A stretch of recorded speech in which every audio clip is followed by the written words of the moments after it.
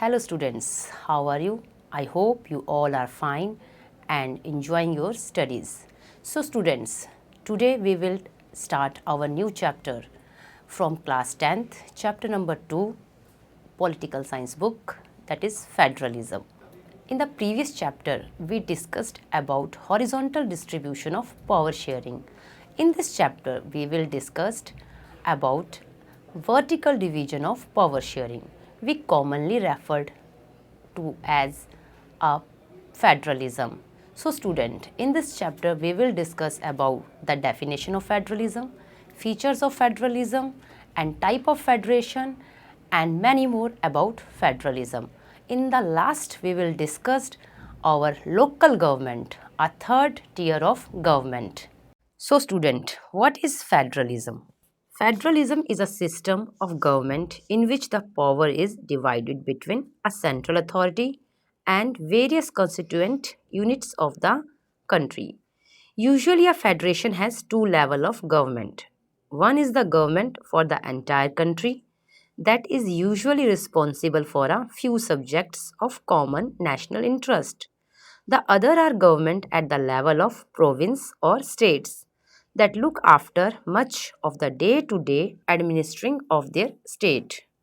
Both these levels of government enjoy their power independent of the other. Student, look at this map. Though only 25 of the world's 193 countries have federal political system, their citizens make up 40% of the world population. Most of the large countries of the world are federations. Like we can see here USA, Canada, Russia, India, Brazil, Australia, Argentina, etc. So students, we will discuss here difference between a federal form and unitary form of government. Under unitary system, all powers are vested in the center, whereas in federal system, powers are distributed between the center and the provincial governments. Unitary government may have written constitution, but not compulsorily. A federal government must have a written constitution. In federal government, there are two set of government, double executive, double judiciary and double legislature. Under unitary government, there is one government, central government. Under unitary government, there is a single citizenship. In a federal state, there is generally double citizenship. Citizenship of the country and the citizenship of the province to which the citizens belongs. So students, now we will start features of federalism. Let us look at some of the key features of federalism. Number 1, there are two or more levels of government. Number 2, different tiers of government govern the same citizens, but each tier has its own jurisdiction in specific matter of legislation, taxation and administration. Number 3, the jurisdiction of the respective level or tiers of government are specified in the Constitution. Number 4. The fundamental provisions of the Constitution cannot be unilaterally changed by one level of government. Such change requires the consent of both the level of governments. Number 5. Courts have the power to interpret the Constitution and the powers of different level of government. The highest court acts as an umpire if disputes arise between different levels of government in the exercise of their respective powers. Number 6. Sources of revenue for each level of government are clearly specified to ensure its financial autonomy. Number 7. The federal system thus has dual objectives to safeguard and promote unity of the country while at the same time accommodate regional diversity. So student, I hope you will understand the concept of federalism. An ideal federal system has both aspects, mutual trust and agreement to live together. So students, now we will discuss about two type of federation. There is two type of federation. One is coming together federation and another one is holding together federation. So, there are two kind of routes through which federation have been formed. The first route involves independent states coming together on their own to form a bigger unit, so that by pooling sovereignty and retaining identity, they can increase their security. This type of coming together federation includes the USA, Switzerland, and Australia. In this first category of federation, all the constituent states usually have equal power and are strong vis-a-vis the federal government. The second route is where a large country decides to divide its power between the constituent states and the national government. India, Spain, and Belgium are example of this kind of holding together federation. In this second category, the central government tend to be more powerful, vice versa the state. Very often different constituent units of the federation have unequal powers. Some units are granted special powers. What makes India a federal country? Let us begin with the constitution. India had emerged as an independent nation after a painful and bloody partition. Soon after independence, several princely states became a part of the country. The constitution declared India as a union of states. Although it did not use the word federation, the Indian Union is based on the principles of federalism. Let us go back to the seven features of federalism mentioned above. We can see that all these features apply to the provisions of the Indian Constitution. The Constitution originally provided for a two-tier system of government, the Union government or what we call the central government, representing the Union of India, and the state government. Later, a third tier of federalism was added in the form of panchayats and municipalities. As in any federation, these different tiers enjoy separate jurisdiction. The constitution clearly provided a threefold distribution of legislative powers between the union government and the state government. Thus, it contained three lists. First is union list, second is state list, and third is concurrent list. So, unit list include subjects of national importance such as defense of the country, foreign affairs, banking, communications, and currency. They are included in this list because we need a uniform policy on these matters throughout the country. The union government alone can make laws relating to the subjects mentioned in the union list. Second is state list. State list contains subjects of state and local importance such as police, trade, commerce, agriculture, and irrigation. The state government alone can make laws relating to the subjects mentioned in the state list. Third is concurrent list. In it includes subject of common interest to both the union government as well as the state government. Forest, trade union, marriage, adoption, and succession. Both the union as well as the state government can make laws on the subjects mentioned in this list. If their laws conflict with each other, the law made by the union government will prevail. What about subjects that do not fall in any of the three list, students? Or subject like computer software that came up after the constitution was made. According to our constitution, the union government has the power to legislate on these residuary subjects. So students, how to bring changes in the power sharing? It is not easy to make changes to this power sharing arrangement. The parliament cannot on its own change this arrangement. Step 1. Any change to it has to be first passed by both the houses of parliament with at least two-thirds majority. Step 2. It has to be ratified by the legislatures of at least half of the total states. Role of judiciary. The implementation of constitutional provisions and procedures. Number 2. In case of any disputes about the division of powers, the High Court and the Supreme Court make a decision. Role of government.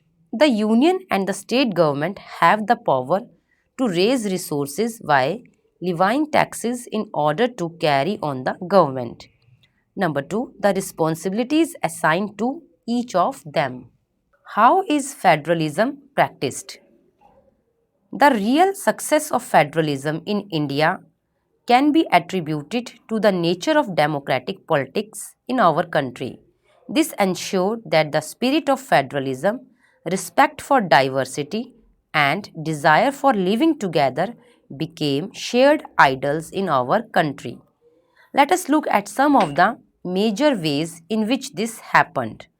Linguistic states. The creation of linguistic states was the first and a major test for democratic politics in our country. If you look at the political map of India, when it began its journey as a democracy in 1947 and that of 2019, you will be surprised by the extent of the changes. Many old states have vanished and many new states have been created. Areas, boundaries and name of the states have been changed. In 1947, the boundaries of several old states of India were changed in order to create new states. This was done to ensure that people who spoke the same language lived in the same state. Some states were created not on the basis of language but to recognize differences based on culture, ethnicity, or geography. These include states like Nagaland, Uttarakhand, and Jharkhand. When the demand for the formation of states on the basis of language was raised, some national leaders feared that it would lead to the disintegration of the country. The central government resisted linguistic state for some time, but the experiences has shown that the formation of linguistic states has actually made the country more united. It has also made administration easier. Language policy. A second test for Indian Federation is the language policy. Our constitution did not give the status of national language to any one language. Hindi was identified as the official language, but Hindi is the mother tongue of only about 40% of Indians. Therefore, there were many safeguards to protect other languages. Besides Hindi, there are 21 other languages recognized as scheduled languages by the Constitution. We have two official languages, Hindi and English. According to the Constitution, the use of English for official purpose was to stop in 1965. However, many non-Hindi speaking states demanded that the use of English continue. In Tamil Nadu, this movement took a violent form. The central government responded by agreeing to continue the use of English along with Hindi for official purposes. Many critics think that this solution favored the English speaking elite. Promotion of Hindi continued to be the official policy of the Government of India. Promotion does not mean that the central government can impose Hindi on states where people speak a different language. The flexibility shown by Indian political leaders helped our country avoid the kind of situation that Sri Lanka find itself in. Center-state relation. For a long time, the same party ruled both at the center and in most of the states. This meant that the state government did not exercise their right as autonomous federal unit. As and when the ruling party at the state level was different, the parties that ruled at the center tried to undermine the power of the states. In those days, the central government would often misuse the constitution to dismiss the state governments. that were controlled by rival parties. This undermined the spirit of federalism. All this changed significantly after 1990. This period saw the rise of regional political parties in many states of the country. This was also the beginning of the era of coalition government at the center. Students, coalition government means a government formed by the coming together of at least two political parties. Usually, partners in a coalition form a political alliance and adopt a common program. Since no single party got a clear majority in the Lok Sabha, the major national party had to enter into an alliance with many parties, including several regional parties, to form a government at the center. This led to a new culture of power sharing and respect for the autonomy of state government. This trend was supported by the major judgments of the Supreme Court that made it difficult for the central government to dismiss state government in an arbitrary manner. Thus, federal power sharing is more effective today than it was in the early years after the constitution came into force. Decentralization in India. We noted above that federal government has two or more tiers of government. We have so far discussed the two tier of governments in our country. But a vast country like India cannot be run only through these two tiers. States in India are as large as independent countries of Europe. In terms of population, Uttar Pradesh is bigger than the Russia. Maharashtra is about as big as Germany. Many of these states are internally very diverse. There is thus a need for power sharing within these states. Federal power sharing in India needs another tier of government below that of the state government. This is the rationale for decentralization of power. Thus, resulted a third tier of government called local government. Importance of local government. So, student, number one, importance of local government is the basic idea behind decentralization is that there are a large number of problems and issues which are best settled at the local level.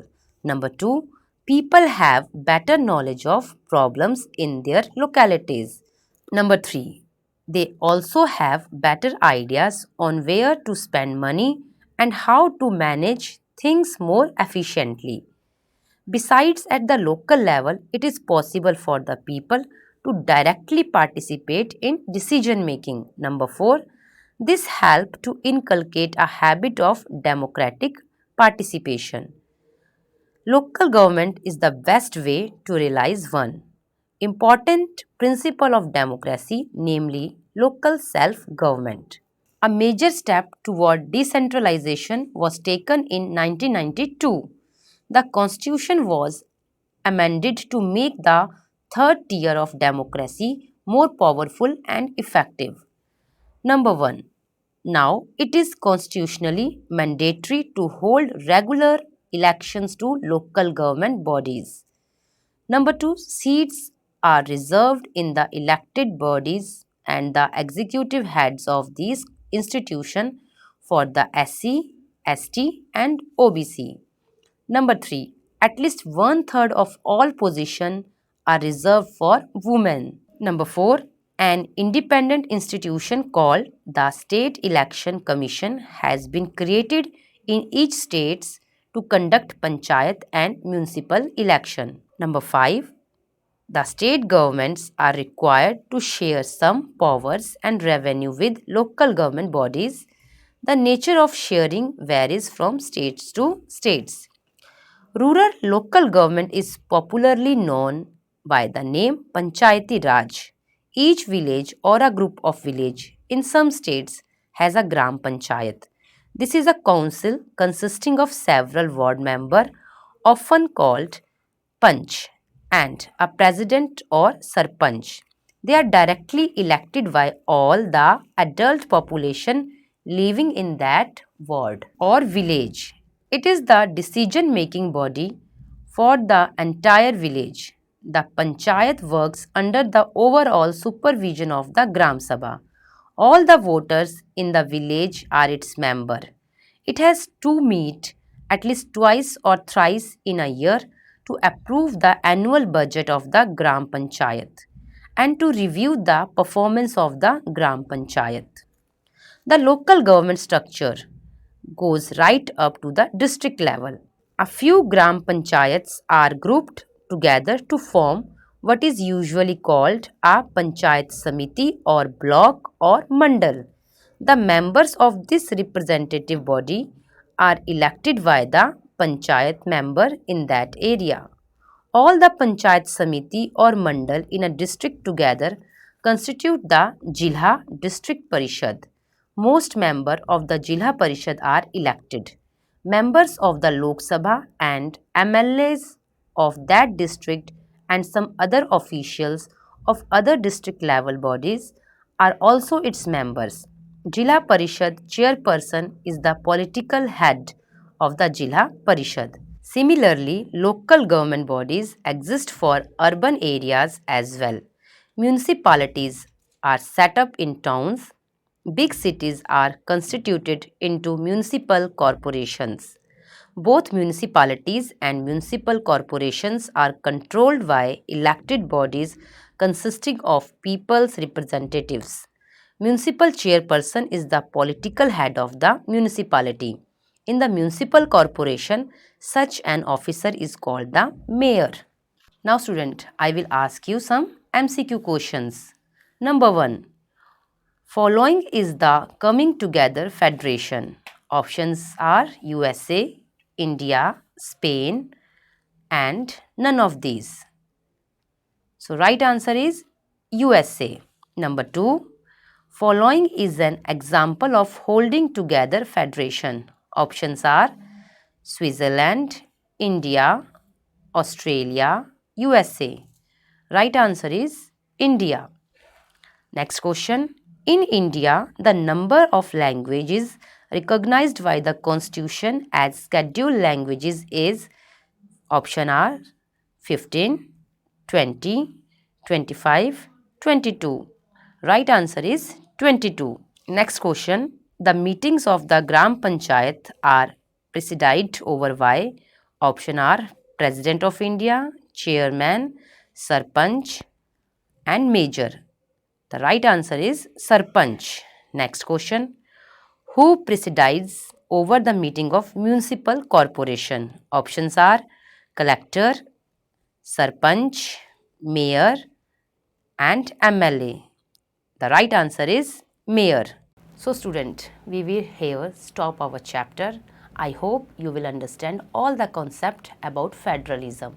So student, stay safe, stay healthy. Thank you.